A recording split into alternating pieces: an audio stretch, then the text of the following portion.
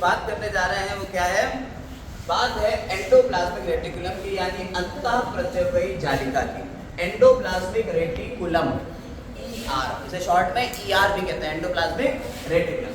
क्या किसकी खोज की थी? पोर्टर साइंटिस्ट थे, उन्होंने इसकी खोज की। ये होती क्या है, ये कोशिका द्रव्य में सूक्ष्म और चपटी नलिकाओं का जाल बनाती है। रेटिकुलम है ना, रेटिकुलम का मतलब होता है जाल, ठीक है। ये जालिका है, अंतःप्रत्ययी जालिका, जाल बनाएगी किसमें? कोशिका द्रव्य के अंदर, ठीक है। और ये क्या करती है, ये नलिकाएं यूनिट मेम्ब्रेन से घिरी रहती हैं, ठीक। अब इसकी संरचना के बारे में बताएंगे। ये 3 तरीके की होती है नलिकाएं इसमें एंडोप्लाज्मिक रेटिकुलम में 3 तरीके की नलिकाएं होती हैं। पहली लंबी और चपटी होती है, लंबी होंगी और चपटी होंगी, उसका नाम है सिस्टर्नी। दूसरी होती है अंडाकार थैलियों के रूप में, इन्हें आशय या वेसिकल बोलते हैं, वेसिकल। तीसरी होती है छोटी शाखित अनियमित, ये ट्यूब्यूल्स कहलाती है। ये शाखित होती है यानी ब्रांच, जिस तरीके से जाएगी ये ऐसे आई और ब्रांच बन गई। जब ब्रांच बन जाएगी तो इन्हें क्या कहते हैं? आप ट्यूब्यूल कहते हैं। ये सीधी है, बिना ब्रांच के चपटी है, और ये आशय है गोल गोल, ठीक है। इन्हीं से आगे चल के एंडोप्लाज्मिक रेटिकुलम से गोल्गी बॉडी भी कनेक्ट रहती है। कितने प्रकार की होती है? अच्छा, इनका स्ट्रक्चर देखिए, कहाँ पे होगी, कैसे होंगी, ये देखिए। अब हम लोग बात करने जा रहे हैं इसके स्ट्रक्चर की। तो ये बनी कहाँ पे थी? ये केंद्रक के साथ में मिली हुई होती है। आपने कहा ये केंद्रक है, और केंद्रक के साथ में ही केंद्रक कला से ये जुड़ी रहती है। कौन? अंतःप्रत्ययी जालिका, एंडोप्लाज्मिक रेटिकुलम। ये इस तरीके से जाल बनाती है, आगे भी बढ़ सकती है, और पूरा ये प्लाज्मा मेम्ब्रेन तक पूरा जाल बनाती है। कुछ एंडोप्लाज्मिक रेटिकुलम के ऊपर राइबोसोम ऐसे चिपके हुए होते हैं।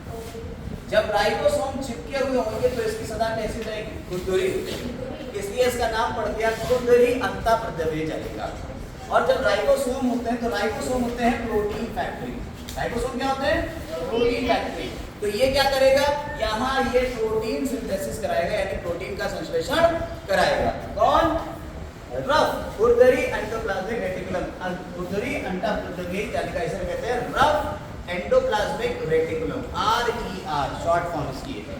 इसके बाद इसका काम क्या हो गया? इस पर लगे राइबोसोम क्या करेंगे? प्रोटीन का संश्लेषण कराते हैं, ठीक है। इसके अलावा अगर मान लीजिए अंतःप्रत्ययी जालिका के ऊपर कोई राइबोसोम नहीं लगा हुआ है, अगर नहीं लगा है तब इसे क्या कहते हैं हम? चिकनी अंतःप्रत्ययी जालिका, यानी कि स्मूथ एंडोप्लाज्मिक रेटिकुलम, SER, ठीक है।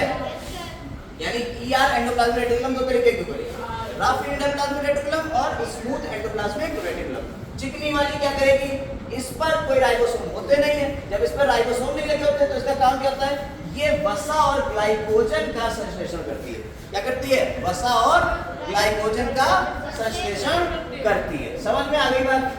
अंतःप्रत्ययी जालिका से रिलेटेड ये बातें मेन है। इसके अलावा ये क्या करती है? ये ट्रांसपोर्टेशन करती है। इसका काम क्या है? ट्रांसपोर्टेशन, स्थानांतरण। ये मटेरियल को एक जगह से दूसरी जगह तक ट्रांसपोर्ट करेगी, पूरी कोशिका में फैलाएगी, और इसी से आगे चल के गोल्गी बॉडी भी कनेक्ट होती है, वेसिकल्स जाके गोल्गी बॉडीज में कनेक्ट हो जाती है। एंडोप्लाज्मिक रेटिकुलम के बारे में 9th क्लास में बस इतना ही है।